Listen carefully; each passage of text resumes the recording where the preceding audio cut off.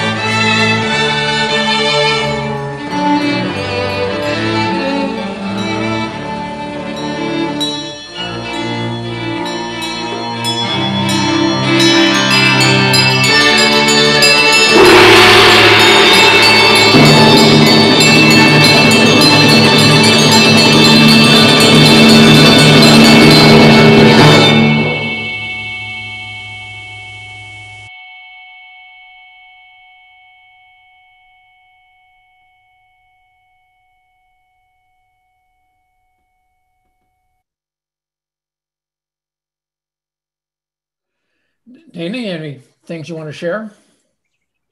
Yeah, I want to thank my musician friends. I think Dennis, Monty, and Mark I've known for decades, maybe going on 40 years. Matt and Trilla came along later, and I think what's fun about this group is that we get along.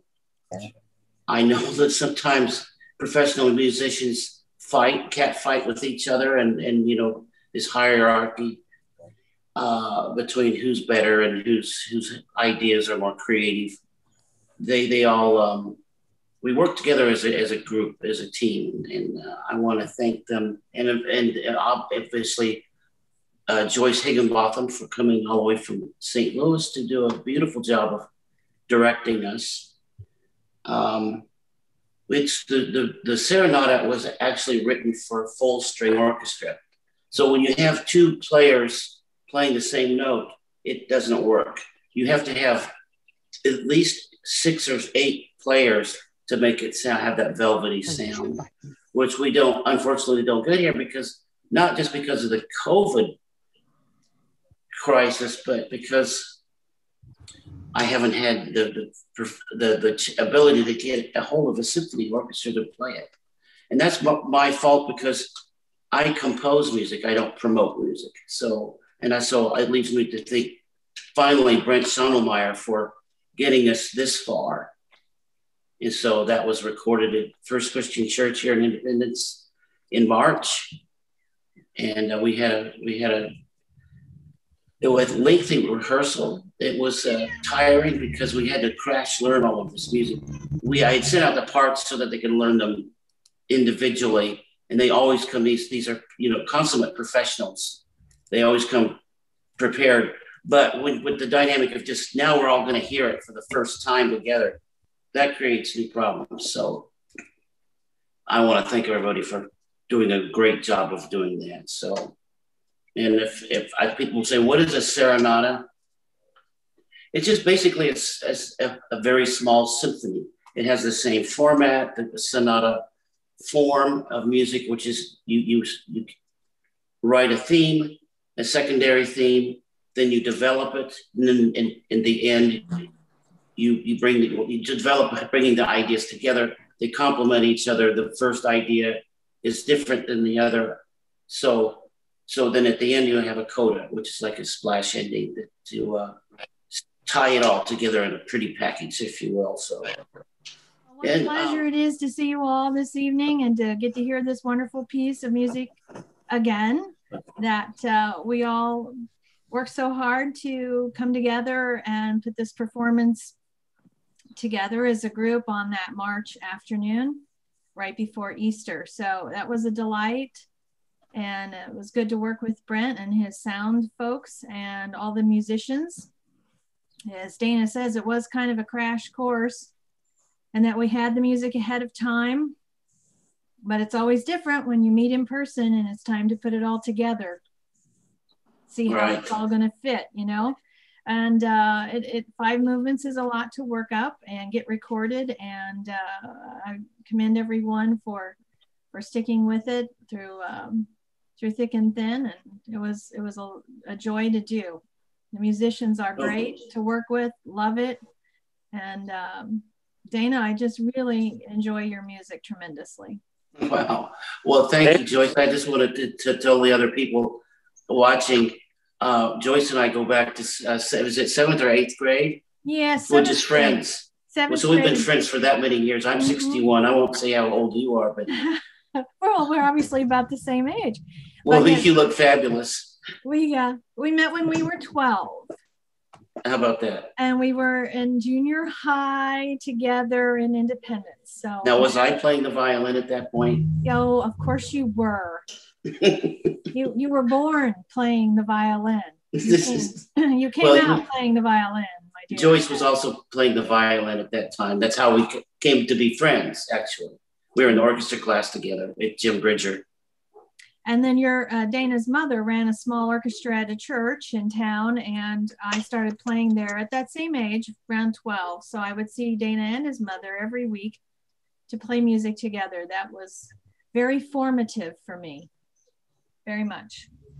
Yeah, and that experience of having an orchestra every week, and my mother also being a pianist, having 90 students come in to the house every week, set an atmosphere of a musical environment for a child to grow up in. In fact, when I was in my mother's womb, and I was hearing all of this great music, Rachmaninoff, especially. I know I've told Brent this story that his C-sharp minor prelude, whenever I hear that, I revert back into an umbilical form, and I'm kicking. And it's really a bizarre experience. So, but I have fun with music, and I think if you think that your roots go that deep, that maybe somewhere along the way, maybe before I was, maybe Sibelius or somebody, but it'll sound better when we finally get an orchestra. I'm not knocking the group. We sound great, but I'm just saying it's orchestrated for a larger sound, because you have the gong. And I wanted to mention that Matt, the bass player, I really enjoyed his expression when Mark hit the gong. And, you know, as telling Lee here, Williams, that is one of the more remarkable moments when musicians can have fun and make the music come alive. And so I think that's the icing on the cake for a long, grueling rehearsal. And, you know, it's not an MGM studio. We don't have a budget for expensive sound equipment. So it's going to be rough sounding. That this is it's starting out somewhere.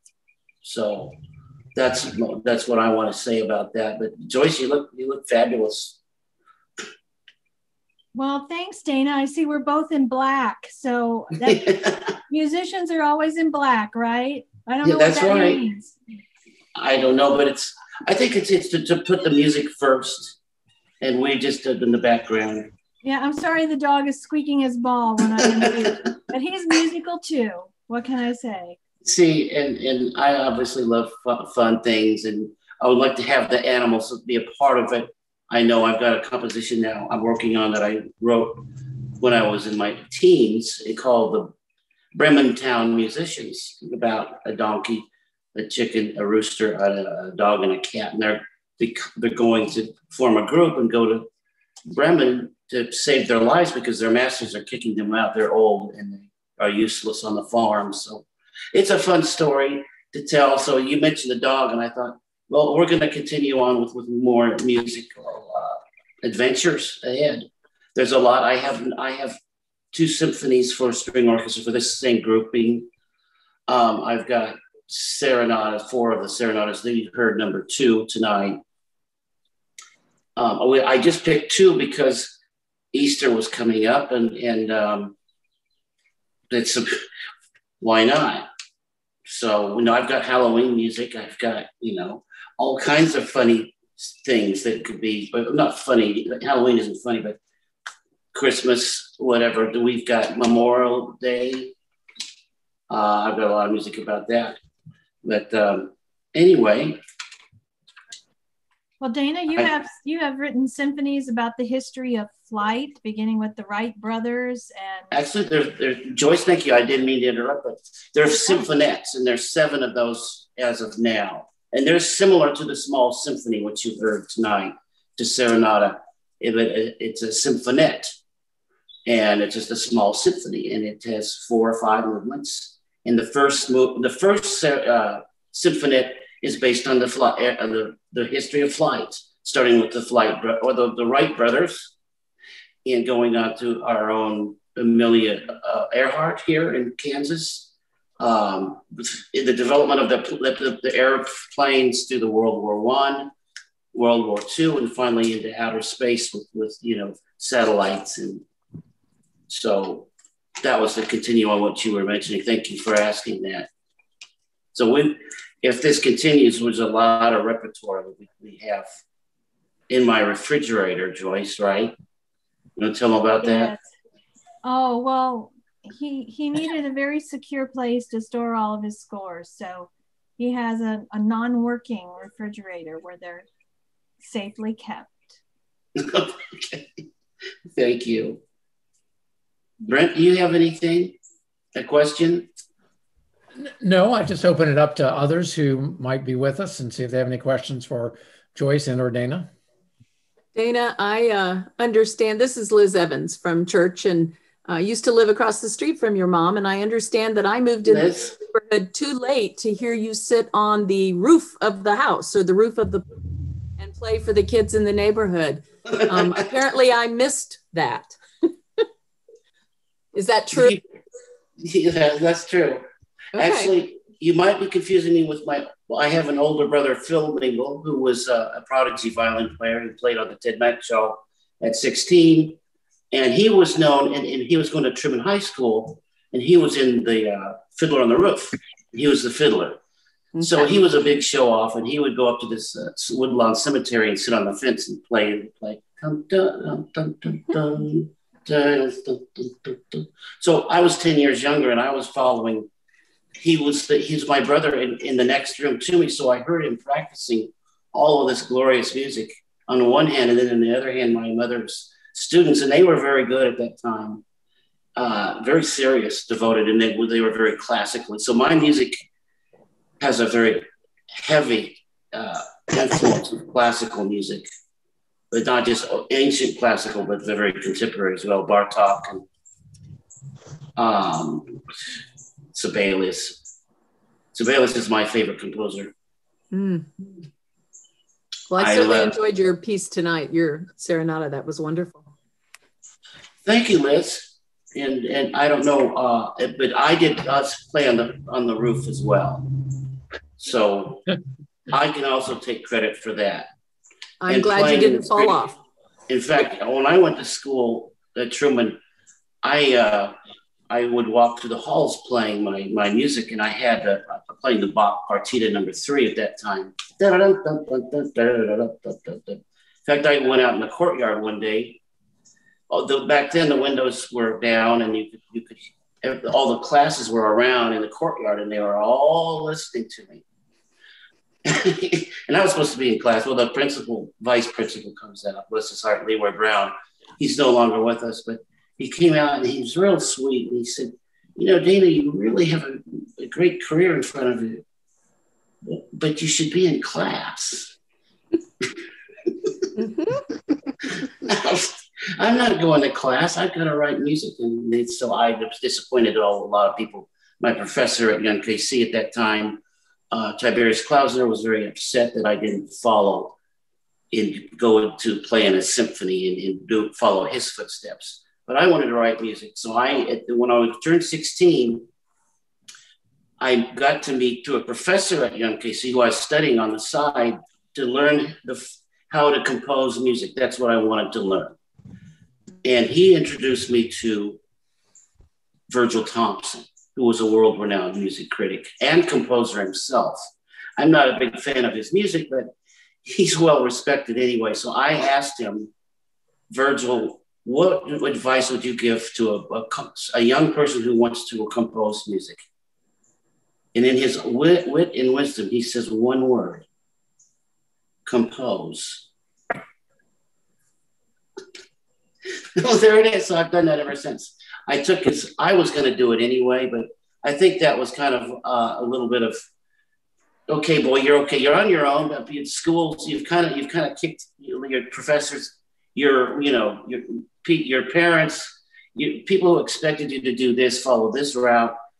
You kind of kicked them aside, but now I think looking back, 40 years, I've done the right thing. So I've made a career out of writing sacred choral music for 30 years. So I'm a happy person. And it's I'm just obviously worked for you. Yep. Absolutely. I'm not rich or famous, but I'm happy. And so I don't think a lot of people, rich and famous people, can say they're happy. Hey, David, good to hear your voice. I wish I could see you. Yeah, and to all those that are listening, I just want to say, as the current moderator at First Christian Church of Independence, we are so proud to have Dana as a member of our faith family. We're so proud of what he does in the community and for music. And just thank you so much for doing this concert. We were blessed to have it be recorded in our sanctuary. So we're just very proud of you, Dana. So God bless you. David, Ross, I love you guys. And we've been, online communicating. We have a telephone chain to keep members in touch with each other. And so there's a long story there that I could go into, but I love these people, and they mean well. They have, great mission works that I want to be involved in to be able to help support. So anyway, David, we're very proud so much. Very, very proud. Thank you very much. Appreciate that. To have Dana live in a setting where people can come hear it. There may be some upcoming performance of Dana's Oregon Trail Suite, which the Centropolis String Ensemble previously has sort of performed, and we're trying to mount a production of that because it's wonderful music. You can listen to it on Dana's website, danamengel.com. But it's also Missouri's bicentennial, and it seemed to be appropriate time to be playing that and sharing that, because it's inspired by the history of this region, of people leaving from independence and traveling across really hundreds of miles and finding their way all the way out to Oregon. So it's a beautiful piece, and it's another example of Dana. This is 21 movements, and we had a commitment from a community orchestra perhaps to perform it, but COVID, like so many things, disrupted plans. And so it was just great to be present when these musicians were rehearsing and recording and performing. And I don't know how they did it, but they did it. And we're happy to share it with you. And we're happy to spend time with you this evening. So all the best to everybody, and look for more things coming up. And thanks for your interest in Dana and the Centropolis String Ensemble. So be well, everybody. Thanks.